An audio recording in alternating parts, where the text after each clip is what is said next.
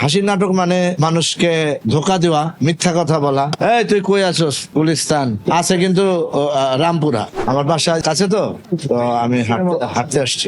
বাংলাদেশের টেলিভিশনের নাটকে কন্টেন্ট ওটাতে আমার পছন্দ না। ভালো আছি আমি, আলহামদুলিল্লাহ। এখন মনে হয় বিজ্ঞাপনে একটু বেশি দেখা যাচ্ছে, নাটকে কম দেখা যাচ্ছে। টেলিভিশনের নাটকে আমি এবার মঞ্চ নাটক ডিরেকশন দিচ্ছি, ওই জন্য নাটক কম করছি। ঢাকা থিয়েটার থেকে রং মহাল নামে একটা নাটক করছি শিল্পকলা একাডেমিতে, 19 তারিখে আছে এই মাসের। আর একটা সিনেমা করছি বিদায়, মেহেদী হাসান হৃদয়ের। ওইটার কাজ প্রায় শেষ, 80%, 90% মতো শেষ ওই কাজ। মালয়েশিয়াতে কিছু শুটিং আছে, ওইটা সামনে রিলিজ হবে। আমার বাসা কাছে তো আমি হাঁটতে আসছি। আজকে দেখছি না, পরে দেখবো। আমি একটু অন্য কাজ করছি, একটা সিনেমা করছি আর অ্যাড করছি, বেশি সময় দেই। আর বাংলাদেশের টেলিভিশনের নাটকে কন্টেন্ট ওটাতে আমার পছন্দ না।